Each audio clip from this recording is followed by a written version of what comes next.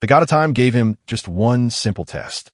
For a young killer who thought taking a cicada's life was the easiest job in the world, the moment a god decided to watch him struggle, everything went dark instantly, stealing his taste, weight, dreams, heat, hearing, smell, and sight all at once. All he could feel left was his hands tightly gripping the spear.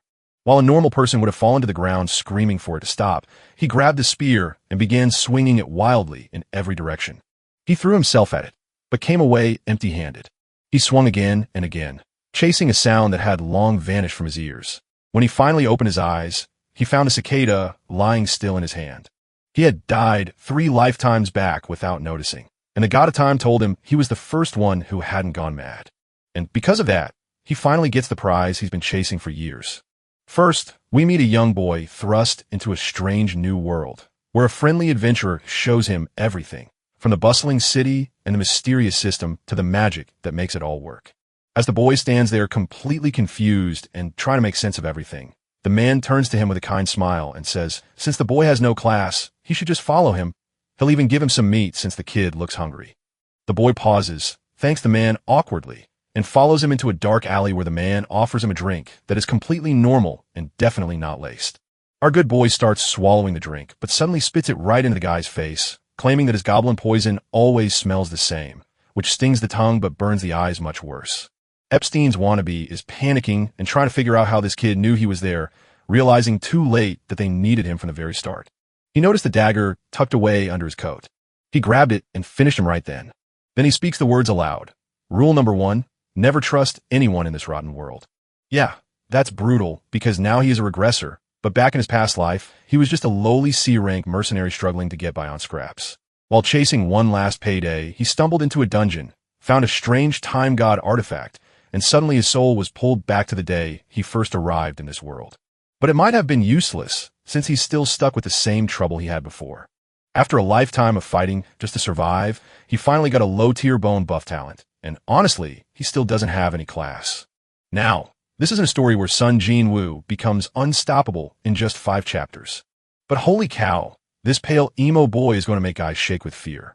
And while the girls are kind-hearted enough to make me happy, he's still left feeling down because nothing has changed. To him, this step backward felt pointless because his numbers hadn't changed at all. Even so, he still carried every memory from those 13 brutal years in that area.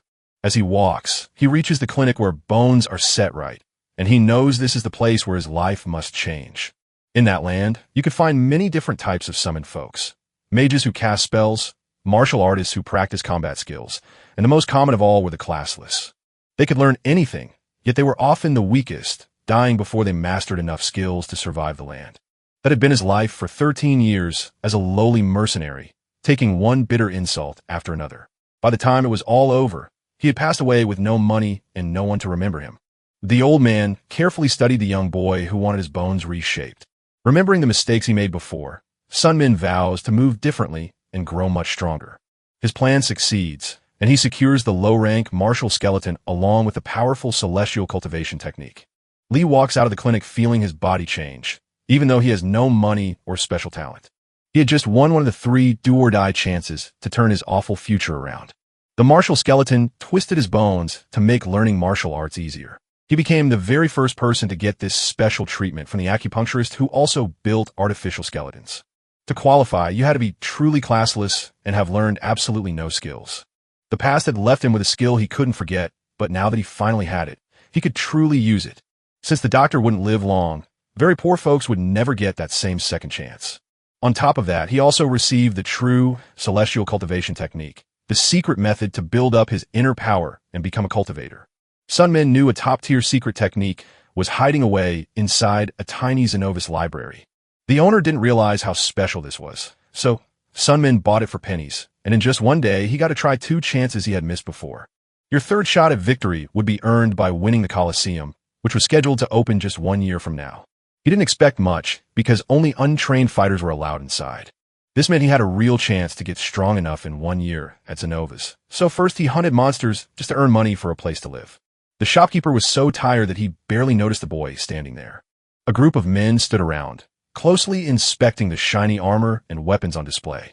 Someone looks up with bright eyes and says he'd like to buy some, so the vendor asks if he can really pay.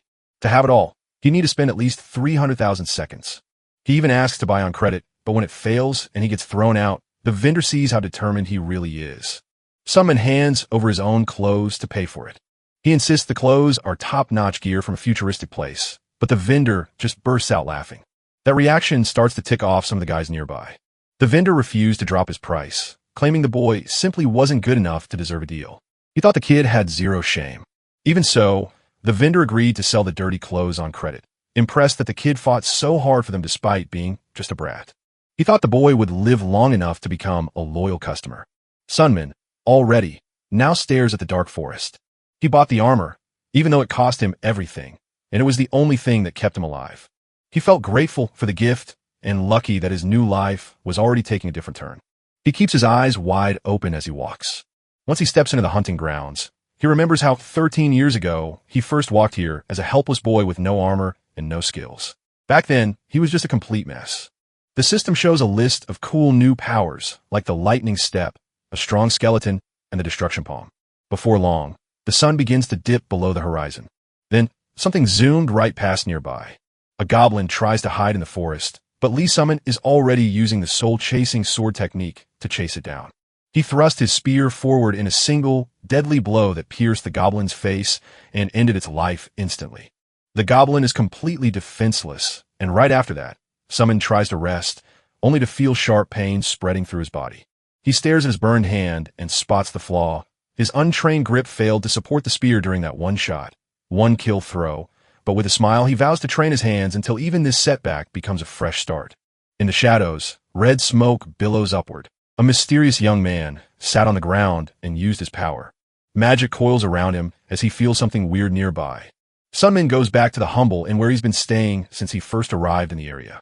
As soon as he steps in, a smile greets him.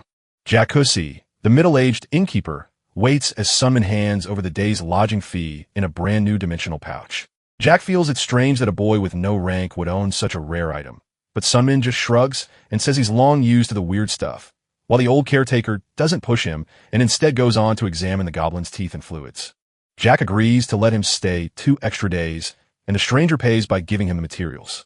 Even so, he's blown away by Sunman's grit and sees real hope in this boy who arrived at Xenu's with nothing but his spirit. 2 weeks later, he was still alive, hunting every single day and always returning with enough food to pay for his room. Jack claims that most people without a sense of class would never be able to do that.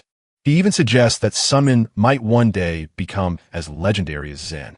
After finishing their talk, the boy turns away and heads upstairs to rest after a long day. As soon as he was in his room, he thought about what Jack had said. He didn't have talent, just a stubborn heart that refused to give up, a desperate hunger to live, and the sheer luck of still being here. As soon as he opens his status window, he takes a quick look to see what new skills he's unlocked. Even though he started fresh, he kept the memories from his past life and could reuse old tricks, but the ones he had mastered before were just average. No matter how hard he trained them, they would never let him become stronger than they were. Only the secret art of drawing power from the heavens seemed to offer him a real chance at survival. It wasn't great by itself, but with better fighting skills, it could carry him much further. So, he chose to sharpen that skill before anything else. The next morning, right before he heads out, Lula, the innkeeper's daughter, grabs his arm and asks why he keeps putting his life in danger every single day in the forest. Lula suggests he just take a safe job nearby, but someone has already decided he needs to hunt monsters from another world to earn money, so Lula rolls her eyes and calls him an idiot for refusing to find a normal job. Lula felt worried and suggested he take a job at the inn since her father liked him, but he quickly realized he wasn't made for cooking and cleaning. She still couldn't understand why he chose to risk his life when a safe job was waiting for him. Lumin stayed silent, lost in thoughts of his new life, turned away, and promised to return by dinner. In a life before, he learned that letting go was how he stayed alive, and he knew he could do it again. But this time, he refused to live the same way. He promised that he would finally get what he deserved. To achieve that, he prepared himself for whatever came his way, dreaming of a life far better than the one he left behind. Just as Xanaviz stepped out to hunt again, his afternoon bell rang. That noise told us a fresh summon had just arrived. Standing far away, he felt the familiar power building up around him. It was a boy about the same age he had been when he was called. Just like before, the little one looked completely helpless. It was an easy target for scammers, and some guys were already selling the same bottle they had used on him. He glanced at the child and wanted to help, but decided to stay out of it. As he turned to walk away, He bumped right into someone standing beside him. The man was huge, but before he could react, he was pulled into a trap and accused of breaking a bandit's collarbone. The huge, angry giant swung and hit him right in the face, knocking him down before he could even say a word.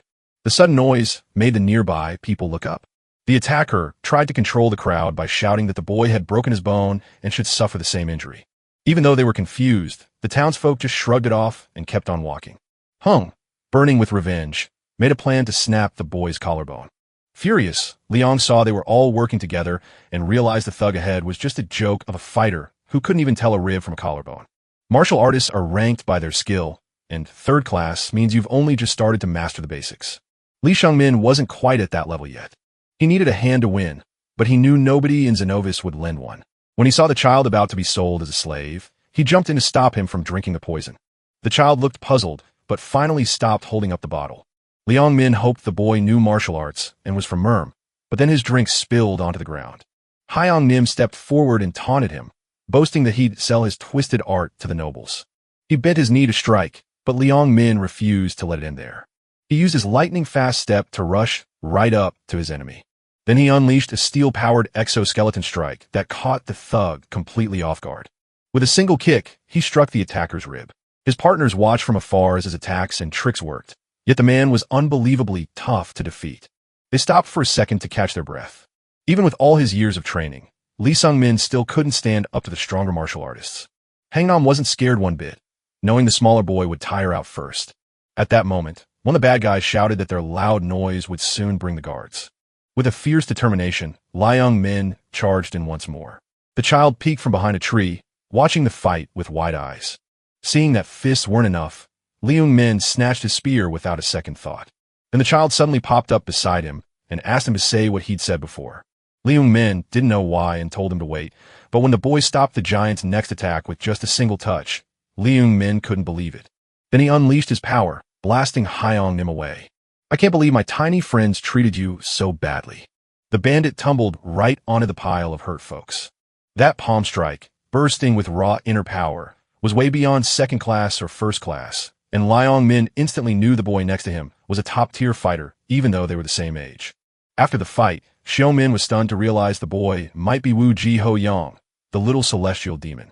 That demon cult is a twisted group that worships power above all, using strange and forbidden acts to do so.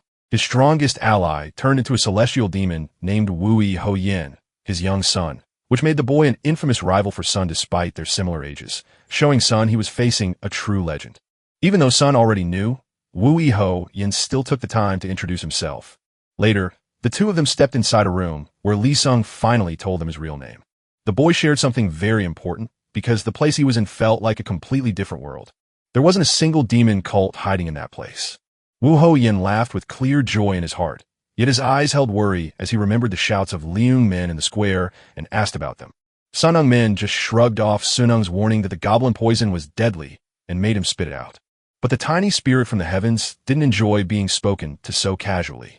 Liang Min bowed and apologized, admitting he didn't realize the young master was just a 13-year-old. Wu Ho Yin beamed with pure satisfaction. Eddie jabbed a finger at Sunung Min and claimed that the martial arts the man used earlier were nothing but trash. He called Sunung's fighting style a total mess and demanded to know how he'd learned it. Liang Min couldn't figure out what Wu Ji Hoyam wanted from all that talk. Instead of laughing at him anymore, the boy offered to teach him how to fight. Liang Min stood there, sure of himself, and the small celestial demon told him that Sunung Min would get much better under his care. But there was one catch for the Liang Min, and shocked, he braced himself because Wu Ji-ho Yin wanted him to be his friend. Cold sweat trickled down Sunman's back as he felt completely thrown off. Since he was a boy, the heir of the demon cult had longed for a true friend. His dad never got it, but Wu Ho Yin had read in a book that friends can help you get through anything. His dad told him those rules were made for regular folks, not for him.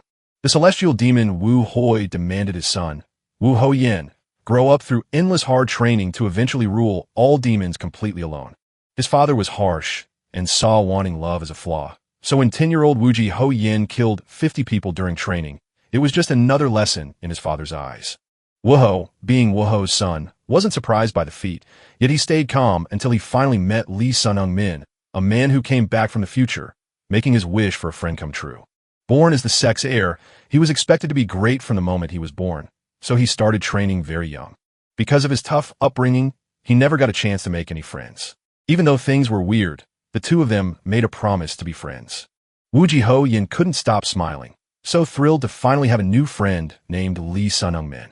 So, the nearly 28-year-old regressor made friends with a 13-year-old. Wu Ho-yin started teaching the Sun-ung-min the secret ways of the Violet Dawn, a demonic cult that powered its members with purple energy. Sun was puzzled because he expected to learn the dark arts straight from the source. Since they were now friends, the tiny celestial demon told him to just speak casually. As Lyman spoke with a new tone, the boy felt completely content. Since only the cult leader's heir could master the dark arts, the Sun-ung-min had to learn other skills instead. As Liang-min walked deeper into the forest, he suddenly realized that a lot of time had gone by. For a full month, Wu Ji-hon taught him the hidden secrets of the Violet Dawn. He could already slam down on a bunch of monsters at once, but he still hungered for more power. His new power was now somewhere between third and second class, a vast improvement over what he had before. Even as he improved, Wu Ji-hon's sharp words kept tearing down his mistakes and driving him to try even harder. Deep in the forest, Liang-min started thinking about how to pack up all the treasures he had won. Then a giant beast suddenly leaped out from the woods. A terrifying beast charged straight at him. If he had not slipped aside just in time, he would have been killed. He leaned in and spotted an orc staring back at him. He looked right, then left, and found that he was truly by himself. He had to slay the orc all on his own. He drove his spear right into the beast's chest. Soon, he ripped a hole right through its body, jumped inside, and ended the fight. He thought taking it out would be easy, until Wu Ji-hon's annoying comments reminded him that it wasn't so simple. Still, he carefully watched the orc's strange look because monsters like that shouldn't be living there. Someone spoke up to say he was strong for someone his age. Then a man crept closer with great care. It was Moon Hyong, the legendary warrior once known as the orchid-destroying sword of the Central District. Liang-min had no clue what the man was after.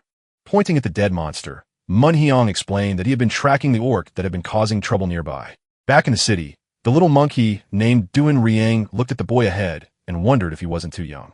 But Moon Hyong told us that he watched the boy fight on his own and thought his moves were truly cool. Wampi accepted Moon's judgment, called his black rain dagger, and introduced himself. Then a girl named Rinner stepped forward, introduced herself, and explained that she came from Vela's magic school. Curious, she asked the young man if he knew what kind of work was waiting for them. A group of orcs had built a village nearby where they raided other villages and killed adventurers. The guild promised 20 million gold to wipe out the orc village. If they win, the cash will get divided into 5 equal parts. The boy quickly figured out his cut would be around 7 million.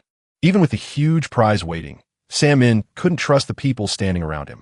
Munhai Rungun sat quietly, waiting for the boy to speak. After a brief moment of silence, the warrior nodded in agreement, saying that the mission would go much smoother with him on their side. Samon thanked the people for their kindness, yet a knot of worry still twisted in his stomach. He asked who the 2 people were and found out they were just pack mules, ordinary nobodies. When they heard the new fighter came from him, they bowed their heads in respect. Their job was to spend whatever coins the girl gave them to buy apples. As they journeyed on, Renner munching on apples. Soon the party stumbled right into the orc village. I guess there were about 50 orcs in total, but only 30 would likely show up. Dangrian was certain the orcs were slow and stupid. He wanted to kill them quickly to take the money, which meant the team would have to split up into 2 groups. The young warrior would stick by the seasoned swordsman. The others would lure the orcs out, split the pack, and take them down one by one, while Rainier used wind magic to carry their scent, knowing how territorial the beasts were. Then they'd hide in the shadows, time it perfectly, and let the mage finish her spell. The little warrior and Wu lit the signal to call the rest of the orcs out. That was our last plan, and it seemed pretty easy to pull off. Simeon thought the trap was decent enough for such a small team, though he admitted it could have been better. Wu Hiang saw they were getting close to Orkland. From now on, everyone had to stay alert and fight hard, so the first group advanced while the nobody carried the gear on his back.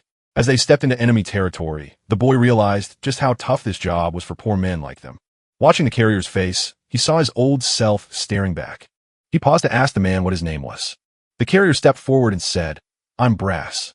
Someone thought Brass wouldn't make it through the fight, so the boy told him to pick right now whether to run or stay.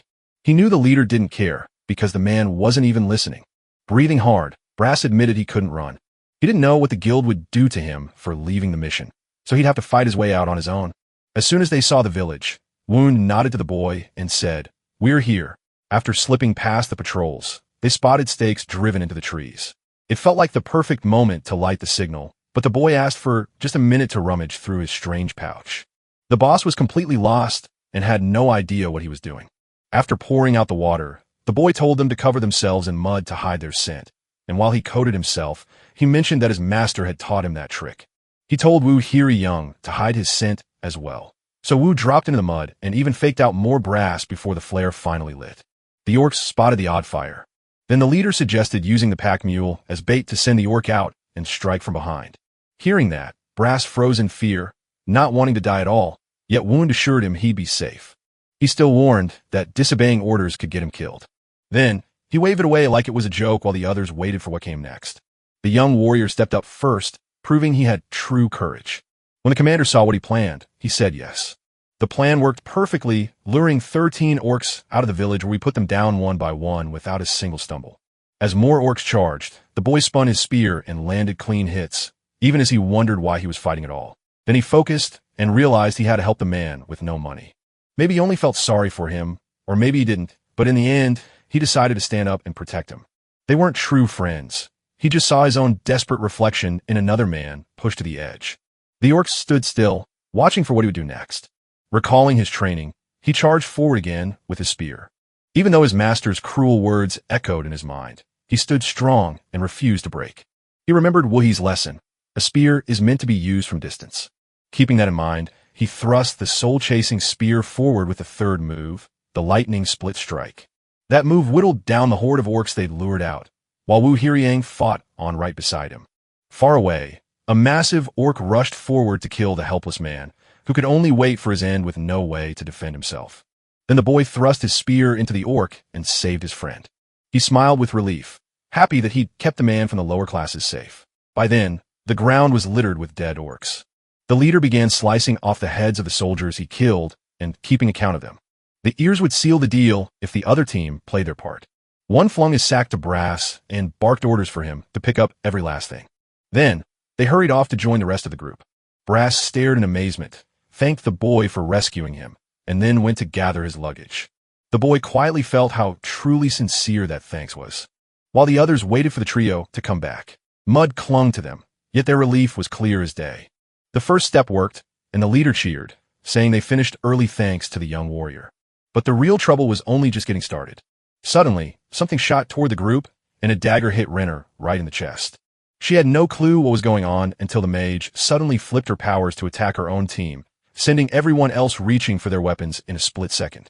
The boy stood firm and used his spear to stop the enemy from moving forward. Then a memory from his past life suddenly popped into his head. He watched himself hauling a heavy sack just to grab a few coins. Over by there, a bunch of folks had started to gather. It was an execution, the very first one he had ever witnessed. A daring mercenary from Morum faced his death. He had killed his friends to steal the prize money, but he got caught. The little boy gazed in silence at the man's head nailed to the wooden board. Back in the real world, that same man stood there, stunned by the boy's fast move, as Harang gave him a compliment. But the boy already knew the truth, having watched this man get executed in a past life. Even 13 years later, he still remembered it, as if it happened just yesterday. The leader nodded and said the boy was truly amazing for his age after seeing him fight the orcs. There's also a second type of martial artist. He challenged the young warrior and told him the boy was still too weak. Even though someone knew the fight would be tough, he refused to back down. Even though he wasn't as tall, the boy danced around the fight and knew exactly what to do. He watched the strikes heading his way. He used the length of his spear to strike with sharp accuracy. By watching how the fight was going, he struck a blow that showed his old skills, and Hoiran training made him a serious danger. Up close, one Hurrying couldn't help but be amazed by what he saw. Even so, he knew the boy couldn't hold on forever. But the boy had a clever trick up his sleeve. He slipped poison into the mud, knowing it would still take hold without any direct sting. The poison was strong enough to make that man weak and knock him off his feet. Now Hiram was slipping and had to switch his plan. He suddenly dove out of the way, and Lee instantly realized how dangerous that move was. With his hands trembling from fear, the enemy snatched the carrier and held him hostage. He declared he could knock the man out in a single hit. The boy stiffened, frozen in place as he couldn't figure out how to get the game moving again. When Hiram knew he had finally found his weakness in Brass. The boy stood his ground, frozen for a split second but refusing to take a single step back. Using brass like this was a terrible mistake. He helped the brass only because the man reminded him of his past, and now his anger grew while the poison spread through him. The boy forced himself to stay calm, pushing aside the tiredness and worry that wanted to take over. He realized he couldn't fight carelessly in this condition, so he had to hold back his strength. If he missed, he'd lose the fight. If he didn't hurry, Brass would slip away into the dark forever. Then Brass surprised everyone by doing something unexpected. He hit his own legs hard, trying to break his knees. The boy watched a man with no fancy name do the impossible, showing real bravery. Heavy Brass stuck to Wound's body and pushed him hard, but the enemy stabbed him with a knife. While Brass shouted in pain, the man just smiled with satisfaction. Before anyone could even blink, the young warrior arrived. The enemy froze in sheer panic and begged for mercy, only to be cut down instantly. Over in another place, the monkey had finally won a tough battle against the mage Wangpi. The danger had passed, but the cost was high, for Brass was gone and Lee Song-min stood over the fallen enemy with his spear piercing their chest. Once Wu Hiriang and Wangpi were dead. Their bodies were carried to the mercenary guild so someone could claim the 35 million reward. Wu Ji-hyen felt a wave of relief when the warrior returned home safe and sound. She wanted to know why he had arrived so late. Exhausted, the protagonist flopped onto his bed, desperate for a moment of rest. But the memory of Brass's death still crushed him, and he couldn't stop wondering if just a little more strength might have saved him. Back in his room, he worried about the dirty mess he'd made until Wu Ji-jin suddenly asked if he'd killed someone. She told him she could smell human blood on him. Liang Min said he was forced to defend himself after a second-rate martial artist tried to kill him. Even then, the little demon knew he was still keeping a secret. What really bothered her was simple. She just couldn't figure out what he was hiding from her. When he heard that, the boy stood up. He confessed he had no idea what he was hiding, yet he could feel her doubt creeping in. He asked if she thought it odd that a man like him could defeat a lesser fighter, but Wuji simply refused to answer. As Wu Ji-hyen wandered the city, she knew he wasn't ordinary, and she was trying to understand this new world. She had seen many things and learned how people without rank lived. Most of them were so unhappy they could barely find enough to eat. Killing bugs is easy for people, but killing even a tiny animal takes real courage. Through all the hard training, Hoi-sun kept his eyes locked on the boy. On his very first day after being called, Seong headed straight into the forest to hunt monsters. For him, survival hinged on it, but perhaps the others from the lower class couldn't manage the same way. Maybe they knew they should, but they couldn't risk their lives or take another life. His friend couldn't believe how a plain teenager managed to pull off so much in just one day. Once he admitted he had adapted quickly, she brought up her second worry. Wu Ji had admitted he had no talent. Even though she tried to show him 10 things, he only picked up 3 or 4 of them. Even so, after just 2 months, his spear skills were already way past those of a normal beginner. He didn't make the mistakes new players do, and his skill with his own powers was far too good for someone so fresh. That's why she couldn't believe a useless person could learn to fight so quickly. Hoyen's years of experience whispered that Calm was hiding a secret, leaving Songmin speechless until Hoyen finally spoke up, saying she hated lies. The room went dead silent as lying men whispered that everyone is guarding their own secrets. Forcing them out wasn't something a friend should do, and the child simply didn't know how to answer that. She whispered she had a secret of her own and offered to swap stories like everyone else, but he wasn't interested at all. Even then, she tried to lure him into a top martial art, but with no talent and almost no inner energy, he knew he simply couldn't use it. The kid was stuck and had no other way to make him understand. Finally, she gave him a piece of her own inner power. That hit the main character so hard they were left speechless. Beneath it all, the little one was just curious about the secret. With no one else around, she gazed into his eyes and told him that knowing everything about each other was exactly what friendship meant to her. Sitting on the bed, Sham asked Hyen to give him his word. If he spoke the truth, she wouldn't be able to kill him. But Wuji admitted she could never bring herself to kill her friend. As her hair fell down, it was clear she was a girl. His jaw dropped in total shock. She told me her father kept this secret from a sect, which meant she had to dress as a boy to follow her true path. The revelation was so massive that Shirine fell silent, even though she had kept her disguise all this time because she had lived that way for so long. That was the secret she'd kept from everyone, but now she trusted him with it, and after thinking about it, Sung told her they'd need separate rooms from then on. The air was thick and heavy, so he knew he had to speak the truth as well. With his heart pounding, he took a deep breath and finally admitted he was a regressor. Wuji's eyes went wide, but she didn't understand what he meant until he told her he had died, traveled back in time, and still remembered his past life. That made his strange powers seem a bit more believable, even if they still sounded like a wild tale. In a world like this, anything felt like it could happen. Curious, the girl asked why anyone would want to kill him, even though he looked like a 14-year-old boy when his mind was really that of a 27-year-old man. He still felt terrible about the lies he told about his age, who he really was, and where he came from. But for Hoi alone, none of that counted. She was the one who came to him, taught him to fight, and became his friend, while he simply accepted her kindness without ever tricking her. So there was no reason for her to kill him or break their friendship. After 2 months, he had become a true friend, and one secret wouldn't change that.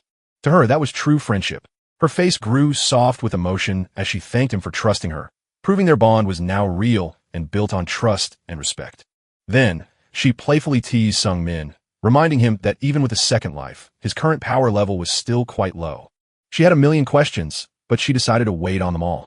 For now, she was ready to lend him some of her own inner power. The protagonist couldn't believe what she had just heard. Martial artists held their special strength inside their own bodies. That was the secret power that let them do things no normal person could ever do. There was no easy way out. Only years of grueling training could build that power, which is why people spent their entire lives working on it. As Ho Yayan began the transfer, she spotted that his blood vessels were still dirty. They were stuffed full of dirty bits. Even so, she felt sure he could take in at least a little of that energy. He had to tap into the Violet Dawn arts just to keep about 20% of his power. She pressed her hand against his back to start the transfer, and even though he felt tired from it, she smiled and asked how it felt. The surging power, heat, and pressure running through his meridians made his entire body tremble. He kept half of that 20%, which was more inner power than he had ever felt before, and it changed his body forever. The rest of the energy would flow through his inner pathways, and as he trained harder in the Violet Dawn arts, that power would finally become his own. Afterwards, Ho-in lay down on the bed to catch his breath. Sitting next to her, the boy started wondering why she was doing so much for him. When he asked, Wooji Hoyin just smiled and told him it was because she was his friend, explaining that everything she did for So Min was her own choice and not something she felt duty-bound to do. As she lay down, she felt content with how things had turned out. Hoyin also decided to teach him one last martial art, the supreme Nine-Heaven Spear technique wielded by the legendary Spear King. Even knowing Sin's limits, she gave her all to help him learn. And, as always, she insisted she was just doing it for herself. After all, he was her first friend in 13 years, and she couldn't let him die for nothing like he had in his past life. The hero felt his heart swell with warmth because of her kindness. She cupped his face and warned him never to bow down to his friends, and when she felt the bruises, she couldn't believe someone had actually punched him. Then she tugged him right up close. She smiled and asked for something more interesting to hear. As they talked about their past, their connection grew even tighter. She desperately wanted to know what kind of person he used to be in his past. But the boy admitted he only heard rumors that she ruled with terrifying power at the peak of Yuria. Once called away, she packed her bags and left the city in under a month, only to disappear completely for 3 long, lonely years. Thinking about it, she guessed she must have traveled a lot back then. She had always craved freedom, but in the cult, every little bit of it the leader let her have was still a trap. That's why she was so thrilled to arrive here and find a friend. Finally, she admitted that she was packing to leave in a month. Dreaming of freedom, she planned to explore the world herself after showing him her ultimate secret before setting out on her next great adventure. Now she was eager to hear what plans he had for the future. She asked how her friend wanted to live this life. Hearing that, he was so caught off guard he didn't know what to say. As he remembered the pain of his old life, he knew he couldn't let it happen again and only wanted to give the girl a better future, though that answer felt too vague. She refused to give up until she finally learned Lee Summon's true goal. He leaned his head back against the bed and confessed that he still wasn't sure. She promised to wait for the moment he finally figured out to hear what she had to say. She couldn't stop asking for every tiny scrap of his past. Feeling ashamed, the protagonist muttered that there wasn't much to say. But upon reflection, he realized he had never known a true friend before, until Hone appeared as the very first. As they talked through the night, a whole month slipped away, and right before she left, the girl decided to test how much he had learned. It was their final training before parting ways, so he had to teach her everything he knew. Now, he had to show everyone what he could do with everything he had learned. Juan smiled, knowing he still couldn't easily beat her. Summon lifted his spear, his eyes burning with determination. Then she gave him a strange gift, 20 free chances to hit the target. That just made him even more careful. He paused to think about his first move, then remembered the new version of the supreme spear of the 9 heavens that had been made just for him. Hoyin had even named the place after himself. To him, that wasn't just a trick, it meant she saw him as someone truly special. They forged the spear of 9 heavens with a deadly, soul-chasing spear into one unstoppable weapon. As they struck poses to call their spirits, the match kicked off. He grabbed his spear, spun through the moves he'd practiced, and then delivered the final blow to chase out the spirit. Hoyong waited quietly for him to arrive. With just a tiny shift, she dodged the blow. He pushed forward with growing strength and control, his second stance striking like lightning to break the chase. The boy who once struggled with a spear was now totally different. He had learned to redirect an enemy's strike with force and control, using pressure and blocks to take command. He also learned the secret art of sharp pushes designed to slip right past his opponent's guards. Those were just basic spear moves he figured out all by himself. Yet, he still had to practice every single day if he ever wanted to truly master them. In this fight with Hone, he finally proved all that hard work had paid off. Despite this, he still couldn't unleash his full power. With frustration fueling every punch, he threw them with raw power, exactly as she had shown him. Hone felt happy knowing he had finally listened. But as he grew exhausted, he felt the vast distance separating him from her.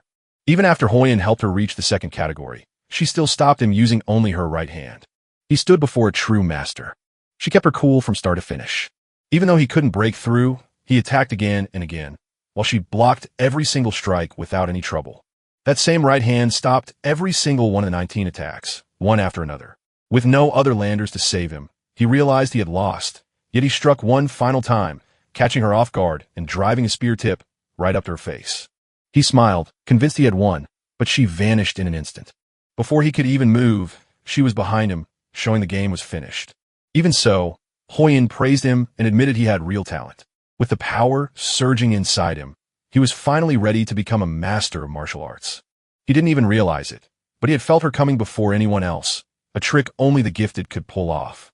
She loved him so dearly that one day she promised his spear would become something truly magical. She spoke as if she could already see 10 years into the future. She had won the fight without much trouble, but she felt extra happy because he fought better than she ever thought he could. Then she promised they would see each other once more in 10 years. A month ago, she asked what his life goal was, and even now, he still couldn't give an answer. So she told him to make her his new goal. When a person has no goal, they just drift through life like a leaf in a strong wind. She gave her a simple challenge: go away for 10 years and come back strong enough to defeat her. He paused and admitted he could never climb high enough to match her. He claimed he had no talent, unlike Hoyin, a genius who had consumed many special potions. They began their journey from totally different worlds. The old feeling that he wasn't good enough was pulling him down once more. Hone let her frustration spill out right there in front of everyone. She despised the weakness in him, and her sharp words sparked a blaze of rage in his eyes. He said that he had ended up in a place with no talent, no help, and nothing at all. He battled a wild boar in the filthy mud and lived like garbage until his last breath. Hoyin shot back that he'd mastered secret skills and grown into a mediocre fighter in just 3 months. Even after being given another chance, he refused to dream bigger or aim higher. She kept trying to show him the truth, but the more she tried, the angrier he got. Ben Hoyin suddenly saw just how mad he had become. He couldn't believe a 7-year-old was lecturing him. Despite his hesitation, he finally accepted her challenge and made her his target, then clumsily promised to stab her with a spear, which terrified Hoyin because friends don't kill each other. Once the heat of the moment faded, he agreed, but then felt embarrassed. Hoyin made another joke at his expense, leaving him feeling both embarrassed and irritated. So they made a promise to see each other again in 10 years. She smiled and said she'd look forward to his spear, but he hesitated, thinking that sounded a bit strange. Despite their age difference, she loved teasing him, stepping closer to push him until she declared that in 10 years, she'd be all grown up so he'd have no one to complain about. Summon the 3 goals: survive and use every chance his memories gave him. And as Hoyin stood ready to leave with her bundle, he said goodbye. He promised to see them again in 10 years, and he was already counting down the days until it happened. His final mission, the most crucial one, was to survive until then, because he had promised Hoyin he would stay alive now that he had something and someone worth living for. Then the 2 friends parted ways and went on their own paths. In Xenovis, Leon Min picked up 3 major prizes. The story weaves together the mysterious martial skeleton, the powerful celestial cultivation method, and a legendary classless tournament. Only those with no class were allowed into that tournament, which Xenovies held again 10 months after Hoyen left. By that time, Leon Min had mastered the first grade skills so well that winning was a breeze. His reward was a hidden potion that made his body feel full of power. He gulped it down instantly, but it seemed way less amazing than the stuff Hoyen had given him. With that, Leon Min felt he had squeezed every last drop out of Xenovies. Now it was time to go. As he was leaving, he ran into Hans, the street vendor. Hans offered his congratulations and asked what Sun Min wanted to buy, but the moment quickly turned into a goodbye since Sun Min had to leave. Hans nodded with a smile that mixed pride and a tinge of sadness. From the very beginning, he knew Sun M would be just fine out there in the wide world, surviving on his own for a long time. Before Sun M left, Hans handed him something. He found a second-hand dimensional bag that held 50% more than his old one. Sun Min couldn't understand why Hans would give away something so precious. Hans just said to take the gift, since the bag wouldn't sell for much anyway. It was a parting gift, and when Sun M Min became famous, he promised to return the favor 100 times over. He just wanted Sun Min to remember that a humble street vendor had helped him at the start. So when she thanked him, he headed back to his inn before departing. There, Lula, the innkeeper's daughter, stepped forward and stopped him. She saw right away that he was gone. The room was so perfectly tidy that it was easy to spot. She made it clear that cleaning the rooms was her duty. Sun Min finally saw how much he had loved his days at the inn. Lula knew Sun Min would always leave the city eventually, and she was used to it, but when he finally said goodbye, she felt truly sad. She couldn't believe he was packing up and leaving so quickly. Before he could leave, she suddenly shouted that she wished he would die terribly far away, then stomped off in a rage, leaving the innkeeper Jack utterly baffled by how hard it is to understand women. He apologized, saying she was still too young. Sun Min accepted the situation with a steady heart, proving just how grown-up he really was.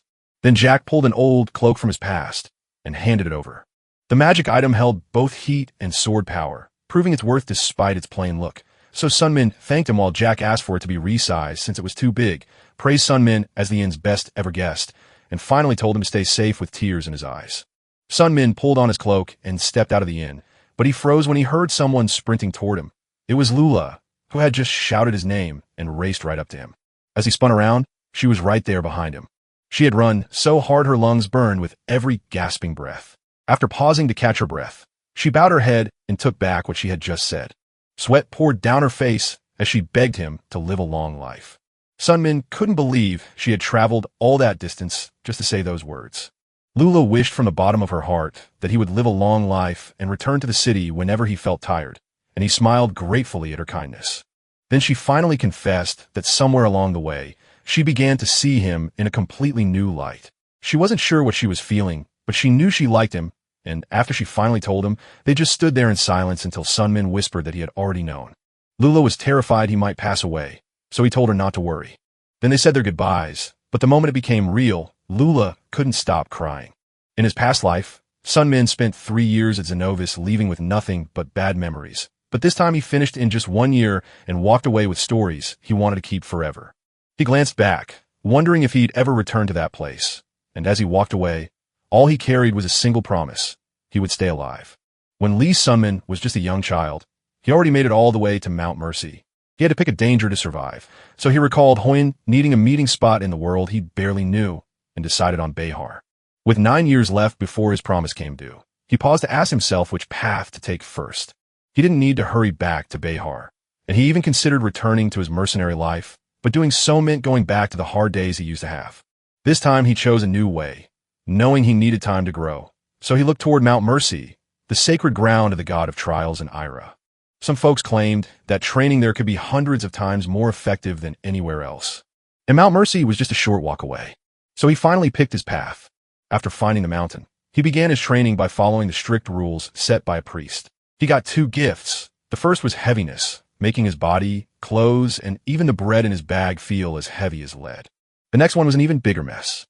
The second he took a bite of the bread, he felt suddenly sick. The food tasted so terrible that he immediately threw up. That marked his second rule against doing it. It made his taste buds feel all twisted up. He hadn't lost all his taste for life.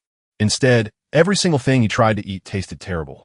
It wasn't just a bad taste. The texture was awful, feeling like biting into a wriggling bug. He felt his stomach drop at the thought of being unable to eat or drink, and for a split second, he considered walking away from the whole challenge. If he went straight to Bahadur and joined the mercenary ranks, he would probably climb to rank B very quickly. That alone would have been better than his old life. Yet he still found himself thinking of Wooji Hoyen. He fought to swallow the bread just by thinking of her. It packed his mouth with the absolute worst flavors ever. He kept moving forward, even though he yelled at Mercy for being so mean and made him suffer, while a goddess nearby whispered that he was a rude human. Suddenly, he felt a rush of power surge through his whole body. He spun around to find himself alone and began to doubt what he'd just seen, but a week later, despite the worsening weather, he kept hunting and finally spotted a deer. He snatched his ring, hid, and waited for the perfect moment to strike, but when the deer came close and looked so innocent, he couldn't bring himself to kill it, froze in shock, and let the animal slip away. Leon Min's climb up the mountain was getting tougher by the minute, and he wasn't sure if he could hold on much longer. Tired out, he dropped his spear and thought about his life. He lived on just bread and water since he had no other food to eat. Up on that mountain, he was forced to find his own food, clothes, and shelter while carefully following strict rules. The weather swung wildly to extremes. The beasts grew fast and strong. Hunting became a heavy struggle, and even if he caught one, he couldn't eat it because tasting was forbidden.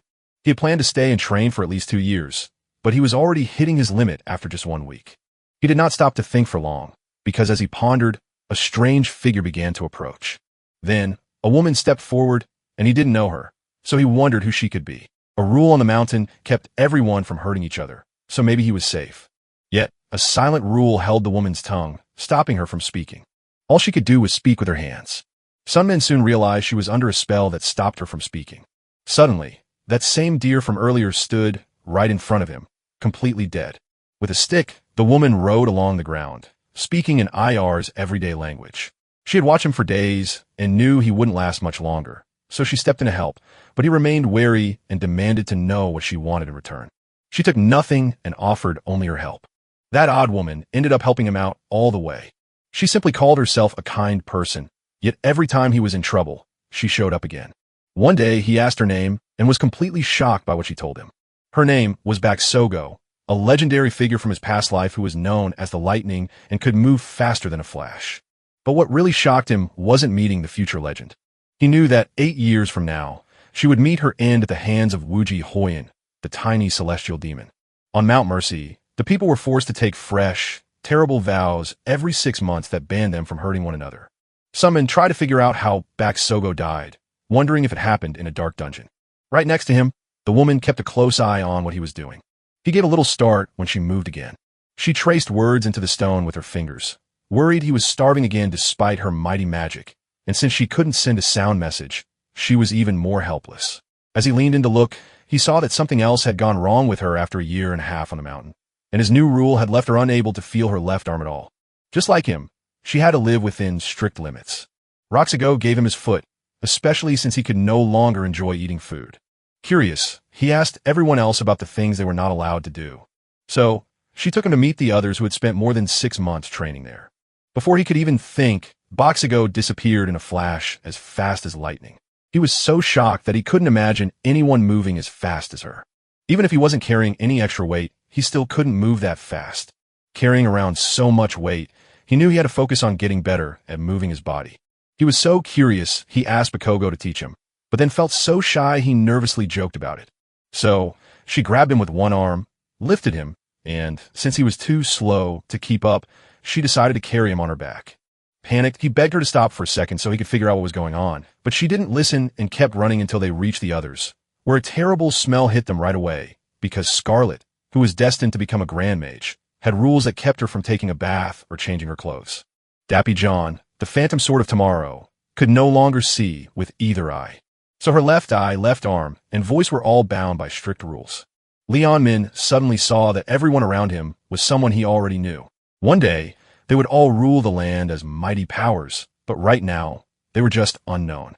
Scarlet leaned in and asked him what he was forbidden to do.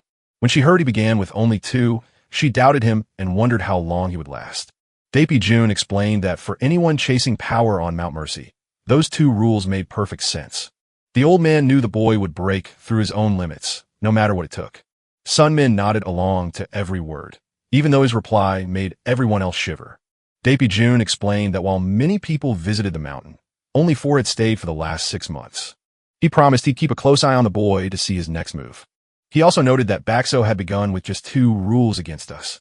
Once introductions finished, they headed back, but she noted that 4 people had trained there for over a year and a half, meaning a 5th person named Flam must be there too, and his very name made everyone nervous. Dejun warned that Flam was dangerous and shouldn't meet the boy. Sunmin didn't know why everyone was so scared of the last practitioner, so he just moved on. After 4 tough months, he became much stronger, even though the rules got stricter and food became harder to eat. After 4 months, his violet magic finally glowed with the power of 3 stars. His strikes grew much sharper and harder to dodge. Mount Mercy was a cruel test, but the results made every broken bone worth it. So he trained the 9 Heaven Summon style in the daylight, and the Violet Dawn Mystic art in the dark, accepting the pain as his own path, even when it felt like his very bones were about to snap. He had picked this path, and now that was what would happen to him. As his body grew stronger, and his clothes became too tight, he noticed a new face, someone his own age watching him with curiosity.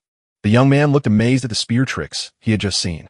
Standing nearby, the newcomer admitted he had never seen someone his age on the mountain, introduced himself as Flam, the very name everyone feared, and curiously asked for the name of the skilled boy. While Scarlet practiced magic in another spot, she thought about what true genius really meant. Daepy June told a story where Flam was so talented that he stood laughing on top of everyone else.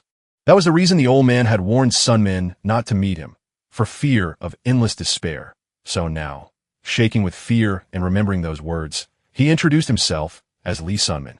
Lam smiled, knowing the boy already knew who he was. Then he turned away to sharpen his spear, telling Sunmin he couldn't talk, which made Sunmin realize Flam was truly a genius. As Flam left, Sunmin chose to ignore him, but the boy wouldn't give up and kept trailing behind with endless questions. When Lee Sunmin went to train and found his spear missing, he turned to see Flam holding it with a creepy grin, clearly trying to provoke him. There is no worse insult for a warrior than having someone snatch their weapon away. Before the anger took over, someone was just confused. Flam joked he'd return the borrowed item soon, but then he started mimicking someone else's style. Using the supreme balance of the 9 Heaven Summon style, he dared to launch a brand new attack. He somehow remembered perfectly the move Summon used to cut down a tree, and with smooth, thunder-like strikes, Flam copied the spear technique Summon had built over months. Seeing the damage, he admitted it was a truly amazing spear technique, leaving Lee Summon shaken because Flam had managed to copy it just by watching once. Flam just smiled and then laughed with satisfaction, feeling he had beaten Lee while the summoning began. Flam felt a hot wave of shame wash over him, wondering why so many people trekked up that mountain to train hard when he could crush them all with ease. Even so, he insisted that none of them were like him. Confused, Summon listened intently as Flam called Boxigo Scarlet and Dopey June weird, boasting that he could copy any technique. Even Flam couldn't figure out why he felt so out of place, especially since summoning shined like a brilliant star above everyone else, leaving a regular guy like him wondering how he could ever hope to catch up to such powerful monsters, all the while missing the simple comfort of being with Hoyen, who never flaunted her gifts but kept it low-key like anyone else. So Flam just had to ask about the mysterious rule that limited summoning. Then he boasted about owning 4 of them and laughed at one for being too humble, causing Summon to step back, while Flam tried to return the spear only to be refused, leaving them to reject Flam completely as they were crushed by anger, shame, and helplessness. Flam just couldn't figure out why everyone was so against him. He even told someone to leave the mountain if they felt too weak, because this was the limit of his reach, and hurting another practitioner there was never allowed. When someone lunged at Flam, he just laughed it off, claiming the Goddess Mercy's rules prevented anyone from getting hurt, while Bakugo silently appeared to watch the scene unfold. Flam stood up for himself, claiming he just borrowed the spear and that people were making a big deal out of nothing. He praised the spear technique as perfect, yet the hero wasn't skilled enough to master it, proving that the stronger the martial art, the longer the road to perfection remains on this mountain. Flam insisted that the only way to grow faster was to push right to the edge. Then his rule suddenly cut him off before he could say more, and while Bakugo behind him looked honestly impressed by his boldness, it was already too late because someone had already figured out what he needed to do next. His heart aching, he sprinted toward the temple, while Baxogo fought the urge to speak, her mind trapped in a loop where the word talent crushed her pride. At the same time, the young man frantically shouted out for the goddess Mercia. His feeling of being less than others only got worse until his anger turned into deep sadness. When Mercy heard her name called, she stepped forward to meet the man holding his spear, who then demanded yet another ban. Lee Summon stood in a weird place that felt holy and powerful all around him. The creature he summoned stood right in front of him. Standing in her own domain, Moore, the goddess of prohibitions, ruled over it all. He demanded proof that she was truly Moore, and the goddess confirmed his call with her own voice. Curious, she asked if he really meant to add another rule. He had already taken on a taste and a weight that were both brutally hard. Even so, he was ready to take one more hit, though Mercy couldn't figure out why he chose to do it. His soul bore the mark of a traveler who had stepped backward through time. A god can watch a mortal's cause and effect, knowing that everyone starts dim and ends in death. So breaking that rule only twists fate itself. People who shatter their fate are called transcendental beings. He wasn't like the others, but even after dying, he twisted time to go back to the past. Everything that happens is always the result of something else that came before it. Going against death felt wrong, and his soul would have to pay a terrible price for it. He would live without a thing happening, but once he died, he would suffer for millions of hours. That was the real price of breaking the law, yet the hero didn't care about dying, while Baxo stood there looking deeply upset by what he had done. She realized he had given her a third impossible rule on top of the two terrible ones she already had. As he shook with fear, he saw she was worried, and her face turned to surprise at what he said. Then she asked what specific rule he had picked. Now he would have to face the heavy burden of the hot sun and the endless, restless dreams. The limits placed on what we can feel or imagine were even more terrible. The first one froze all the heat inside his body, making the sun and fire useless. The second twist turned sleep into endless nightmares where his worst memories played on repeat. Every painful memory from his childhood and his parents' fears haunted his dreams. Sleep no longer brought rest, and Baksobo finally realized just how crazy he was. What he did was dangerous, and even if he got strong quickly, the price he would pay would be terrible. As she argued, the young man quietly replied with a sad face, admitting he had no talent because he grew too slowly for all the rules he had to follow. That space between how hard he worked and the talent he had made Baksobo wonder what kind of person he really was. Lee Summon picked a goal far beyond his talent, because Flam showed him the way, and to stand with such gifted people, he had to go to extremes. At that very second, she finally got why he acted that way, and the two of them just stopped talking. Neither spoke a word, but she smiled when she saw how much he dreamed, knowing that he, too, wanted to be the strongest in the world, while the boy just listened with a puzzled look. He recalled how he once asked her to show him the secret moves. Even though she might have laughed at it back then, now she really meant to teach him. So she handed him a secret guide called Shadowless Soulflight. It was a moving, magical practice that held every secret she knew about how to move her body. As he turned the pages, he realized how incredible it was, even though she didn't quite understand why she was giving away something so precious, knowing only that he would never quit. So from now on, he was to call her senior sister. With a gentle smile, she confessed her feelings for him and her desire to help others, while the protagonist kept Wuji Hoyin's memory close as he trained again. He danced between the Nine Heavens spear and the Soul Hunt, so that by his fifth move, deadly lightning was already tearing through the air.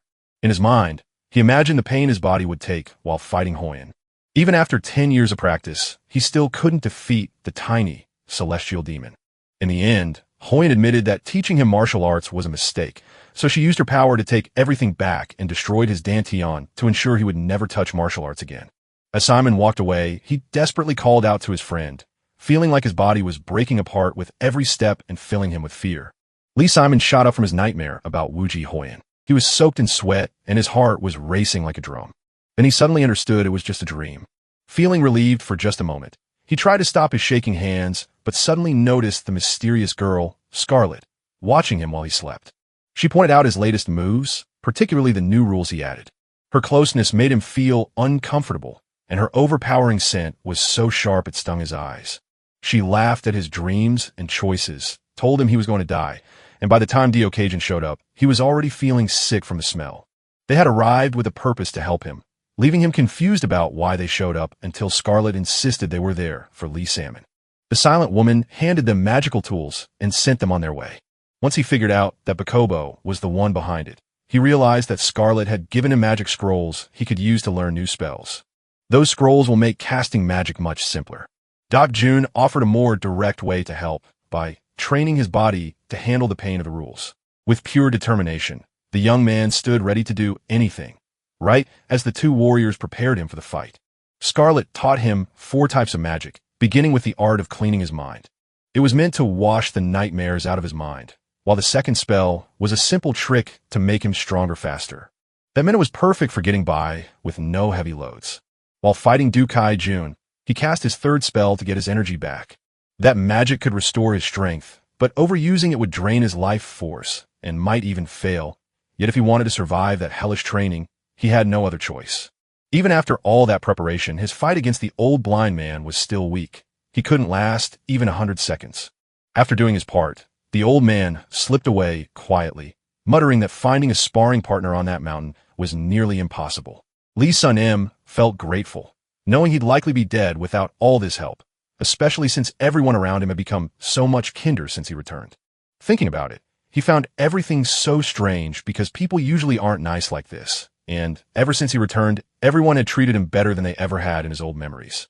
As he walked, Scarlet called out to the smelly old man she had smelled from afar, who was annoyed he'd been judged for just not bathing, and they talked about Lee Sunmin and how much he was helping him, showing that this man who only cared about martial arts was truly looking after the boy, and Scarlet wasn't alone since she had made magic scrolls herself. When they thought about it, neither could figure out why they were giving so much, but they knew they couldn't just leave him alone, so Sunmin decided to stop feeling grateful and saw himself as just a lucky boy in his new life. And after half a year, the warrior was training hard alone in the forest, gripping his weapon tightly even though he looked completely exhausted. Even though someone called him a larva and said he never expected him to last this long, Sunmin stayed kneeling silently, ignoring the other person since they met, perhaps just taking advantage of the rule that stopped him from speaking after his first half year. While still talking nonstop, the other person said he thought Sunmin would choose only the strictest bans. Suddenly, the warrior dropped his weapon to the ground, and the boy watched him with wide eyes. He was a completely different person than he'd been 6 months ago, moving with clean, steady balance and dodges that felt natural, proving that even a tiny larva can grow if it keeps crawling. Laughing, he joked that crawling was all Sunmin could manage, but after taking on 5 prohibitions, Sunmin ignored every word and kept training. Curious, the other watched again with wide eyes before finally grabbing his weapon and demanding to know why he was still being ignored, claiming he could read Sunmin's body language anyway, while the tired boy wondered if this guy had nothing better to do, knowing he was dangerous but unable to kill him because of the rule against violence. Even so, his companion struck him down, and the warrior crashed to the ground without even seeing the blow coming, only to hear his rival laugh as he crawled like a helpless grub. He discovered a clever way to hurt him from the shadows. He raised his key sword and shouted that Sun Min couldn't pull a trick like that. He mocked him, boasting that he'd never hold power like this. While some had to fight hard just to take a step, others like him could climb up to the top without any trouble.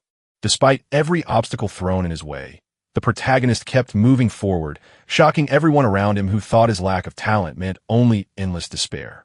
Maybe all that hard work was for nothing, but a piece of iron still had its own way to fight, and no matter how slow it went, he kept moving forward like a larva while the other stayed arrogant, waiting for the day when a spear would drive into that proud body, even though the boy kept silent while showing off. He drove the spear deeper into the tree while the others watched, understanding his silent message perfectly. There he stood, looking like a giant who could crush anyone. In the end, he said that if anyone truly believed that, they'd find him waiting for that day, proving he had no intention of quitting or giving up. A month later, Lee Salmon had spent a full year on the mountain, and it was time to pick his next challenge. He decided to stop listening. It felt like pure torture because his ears were bombarded by noise he could never stop hearing. Yet now, burdened by 6 heavy rules and standing on the edge of death every single day, he still swung his spear without ever missing. His moves let him dodge, stay steady, and hit hard, all while he trained the supreme spear of the 9 heavens, the mystic arts of Violet Dawn, and the shadowless soul flight.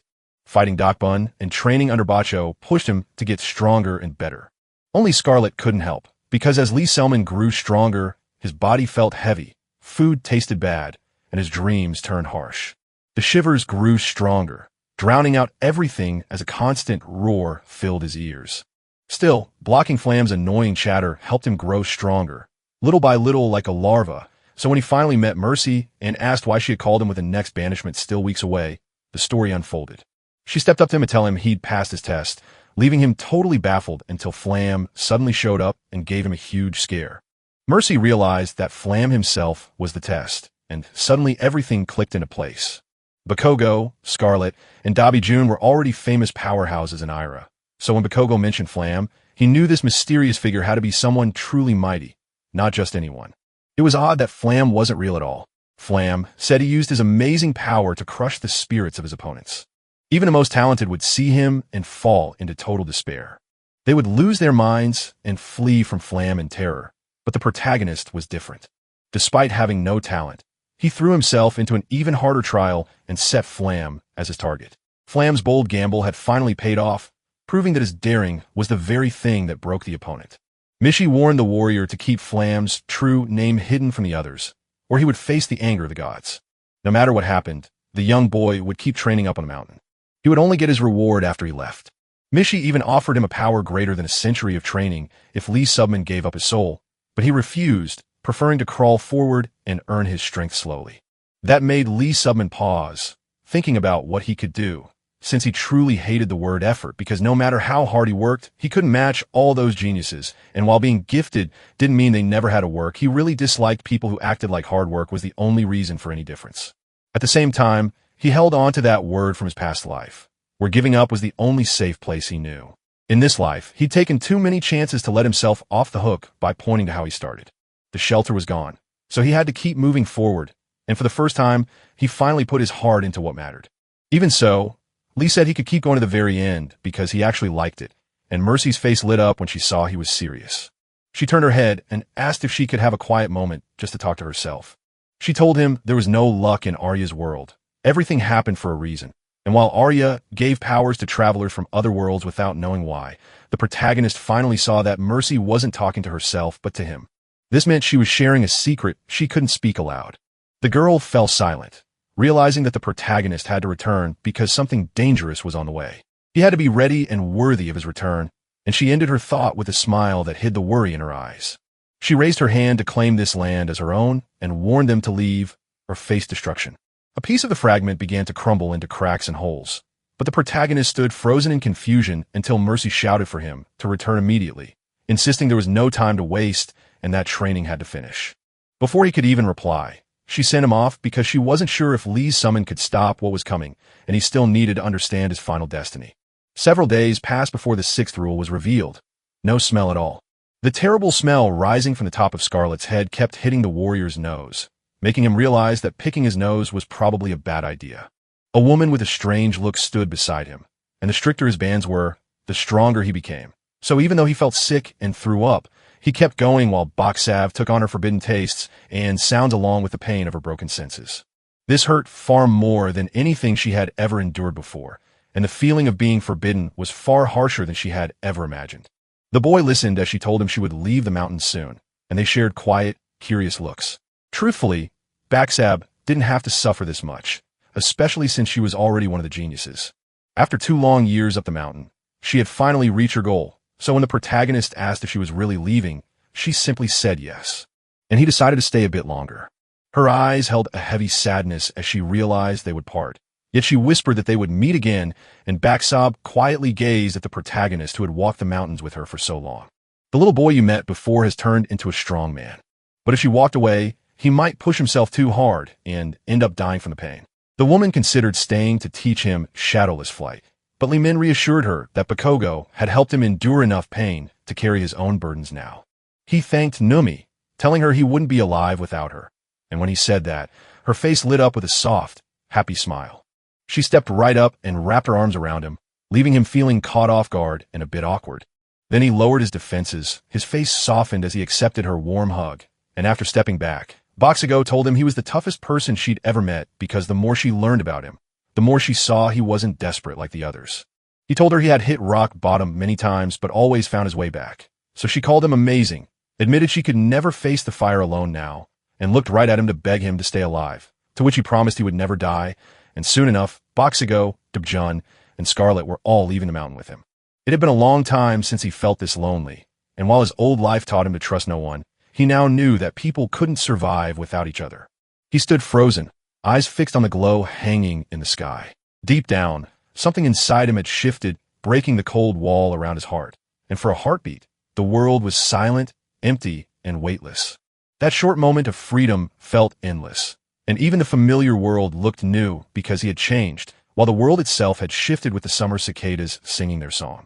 7 years down the line, Bakugo was destined to stumble into a dungeon where Weiji Hon would end his life to pay back her kindness, a fate he vowed to change.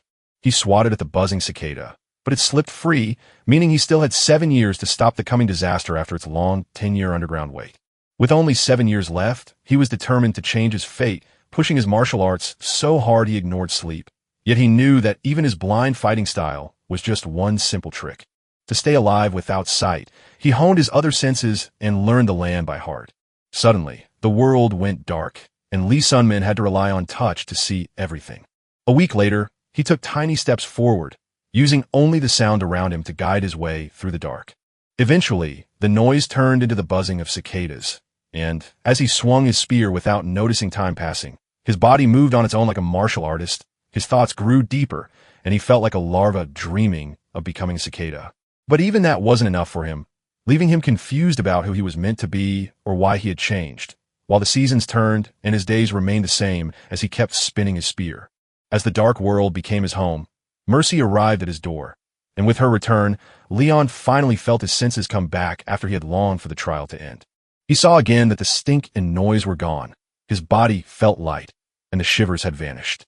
Mercy watched him closely, wondering how to reward the man who had survived 3 years on a mountain against all odds, knowing that most others would have given up or died, and feeling that someone like him truly deserved a special gift. Mercy calmly asked what he wanted, and while he first excitedly asked for the power of loose brie, he quickly realized time was running out and he needed more strength. So he begged her for whatever power was needed, to which she gently replied that what he truly needed was more time, leaving him stunned as she marked his body and told him to show it to Dinadar and Drammer. Dinadar, the god of time, warned him to stay sharp because his own trials would be much harder than hers.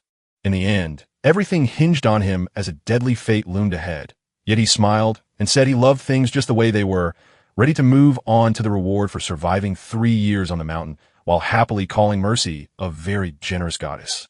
As a reward, she pulled out Neville, a man in a suit and tie from Arabza, who was happy to meet the hero. Neville hesitated to let the boy join the guild, but after Mercy pointed him back, he saw the boy's true skill and immediately apologized for doubting him. He had only been judging him by how well he fought. At his age, reaching that level would earn him respect anywhere. Then they began chatting about the legendary guild known as Araba. It managed all sorts of deals, requests, and auctions, and could almost get anyone whatever they wanted. Curious, he asked if they sold elixirs from martial arts manuals, and Neville confirmed they did, even offering the legendary Shilon healing potion and Manhwa's cherry blossom sword technique, rare treasures that were exactly what Arabs specialized in, which Mercy bought from them even though she wasn't a member. It was pretty strange to have a whole guild of brokers working for a god. Neville held out his hand and invited him along, so with nothing left to fear, he said yes. Neville slid a paper across the table and asked him to sign the bottom, and instantly, he was officially part of the Arabza crew. Neville snapped his fingers to grant the protagonist a fresh start, turning his worn appearance into a sharp, clean look with new clothes and a fresh haircut, before saying goodbye and promising to help if ever needed, leaving Lee Sunmin satisfied with the thoughtful gift. Joining Arabza was a massive win, so he was thrilled, but before heading to behavior, the goddess warned him not to forget his real goal while muttering to himself. As he walked, he kept thinking back to her words about why he had lost his powers. He stared so hard at his problems that he didn't see the scary beast closing in, yet he didn't even flinch when monsters stood right before him. He was certain it wasn't a coincidence. As he fought, he wondered who started all this chaos, but then he charged with his weapon and pushed those thoughts away, knowing that after 3 years of training on the mountain, he had reached the peak of martial arts at just 18 years old, which seemed impossible. While others might call him a genius, he knew his journey was built on blessings and brutal hardship. So with a simple goal to grow stronger through whatever fate threw his way, he headed toward behind her with a smile and a heart full of resolve to become a mercenary. The magic-armored Devnark lay hidden away in the Black Mage's dark dungeon near Bayur. In his original timeline, a C-rank mercenary stumbled upon a legendary armor that could catapult him from a lowly fighter to a peak martial artist, or even a supreme one. So despite having time to stay on a mountain, he couldn't pass up the chance and rushed to the Bayur Mercenary Guild to sign up, only for the confused bartender to tell him to go upstairs to the receptionist since he was just a boy asking to become a mercenary. A hungry customer nearby chuckled at the boy's dream of becoming a mercenary. Before he could figure out what happened, the fork was already gone from his hand and in the boy's grip, which made the bartender realize the boy was a master of martial arts. After apologizing for his earlier attitude and offering a seat as curious onlookers gathered, the two sat down while the bartender introduced himself as Mage Baron, head of the Behind Her Mercenary Guild, but the protagonist wasn't impressed when Baron claimed he was just bartending on the first floor for fun, since in his past life behind her had been where he started as a mercenary. Baron handed the papers over, telling the young, mountain-trained boy that while a mercenary rank would normally go with a peak martial artist, he needed to prove himself first since the guild still needed a fighter. So the boy was given a special mission for his test, and after completing it, he would earn the title, and the next day the boy found his new partner, an annoying man who barely spoke, whom the boy at first mistook for a funny kid who stole a fork at the guild, but quickly realized was wrong since the boy didn't react to anything.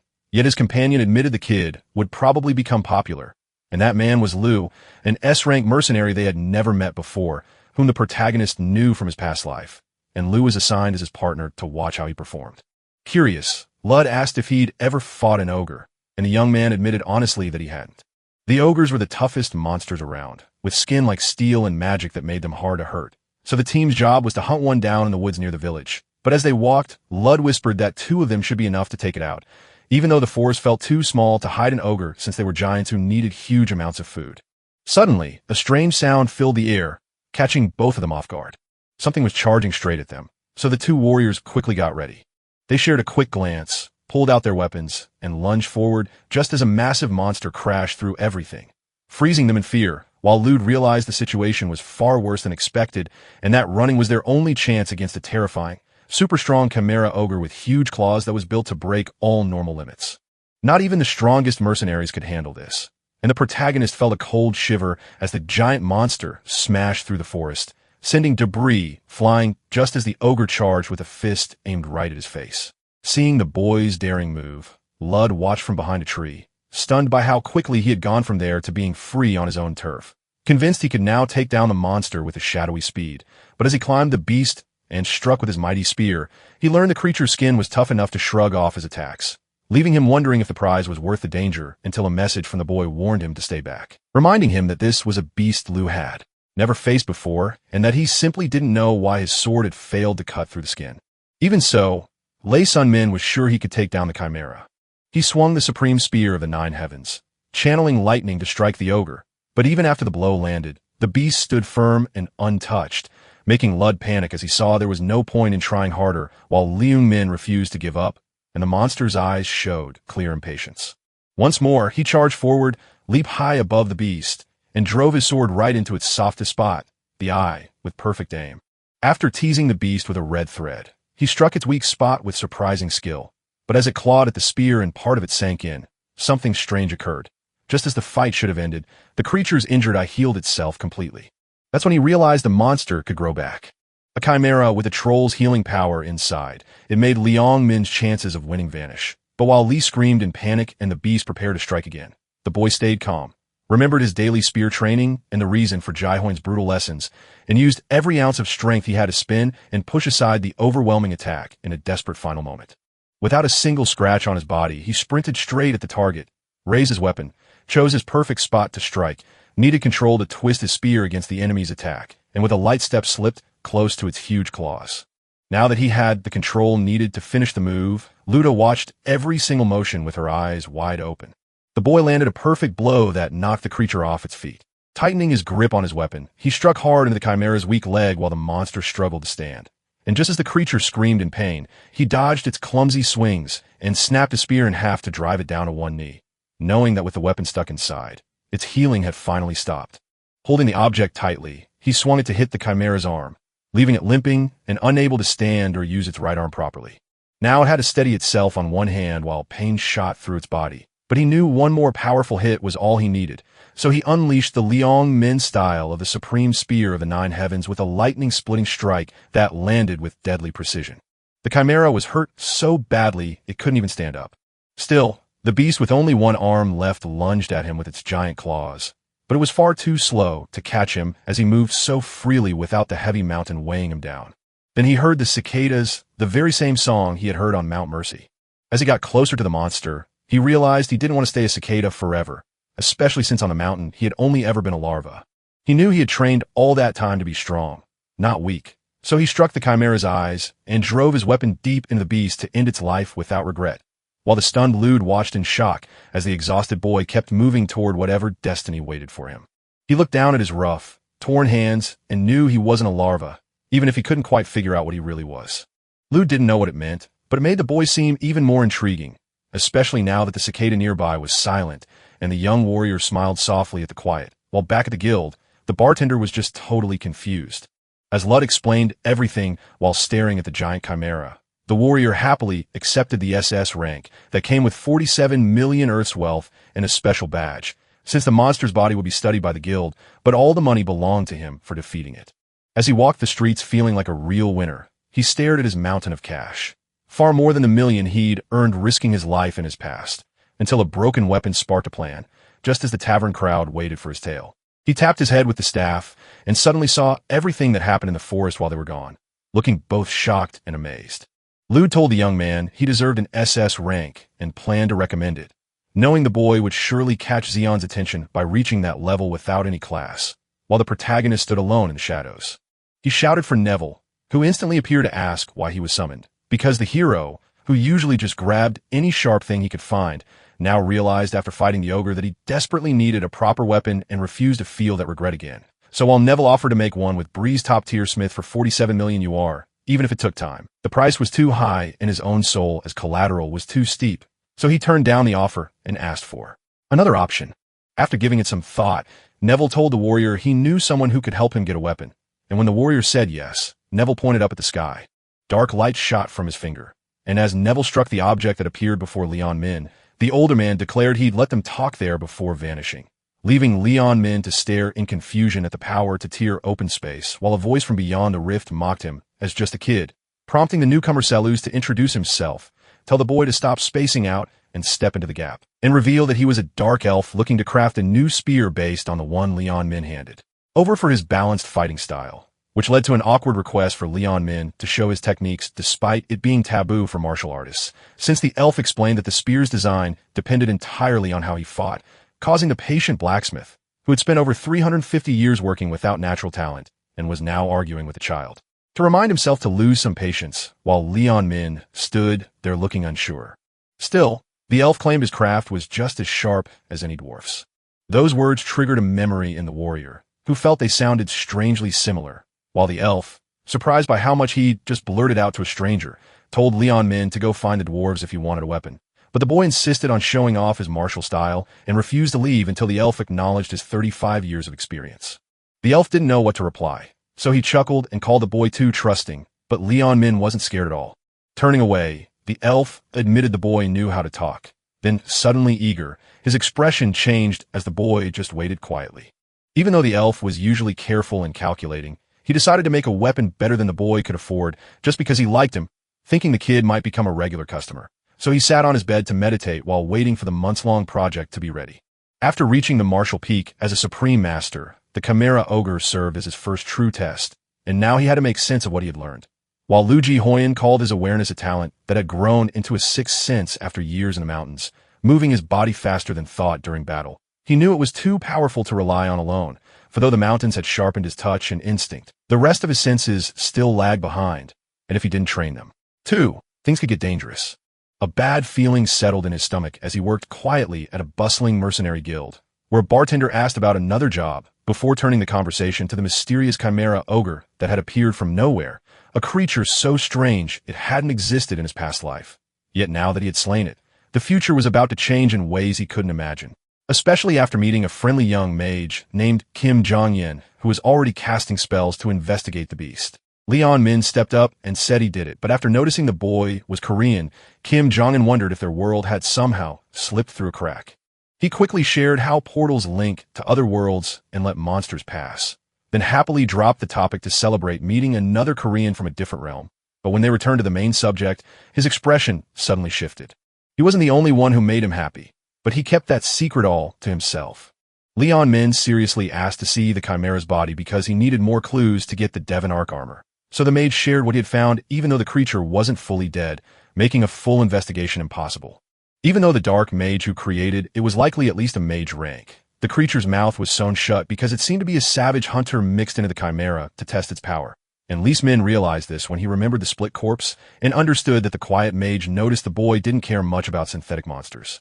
He stood frozen as Lis Min recalled the mage's earlier words about a different kind of happiness, while Kim Jong-un boldly declared the protagonist's fate was a chaotic mess.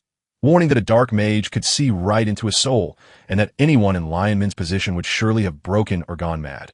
Only for Leung Min to simply reply that death meant eternal suffering, causing him to distrust the mage, who then offered a sworn magical promise to keep his secret, leaving Leung Min even more uncertain as the vow was being prepared.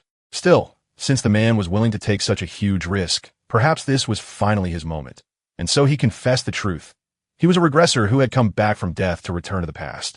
By breaking the rules and piling up too much karma, he twisted the very threads of cause and effect. After hearing that, the mage told him one last thing, and Leon Min waited anxiously.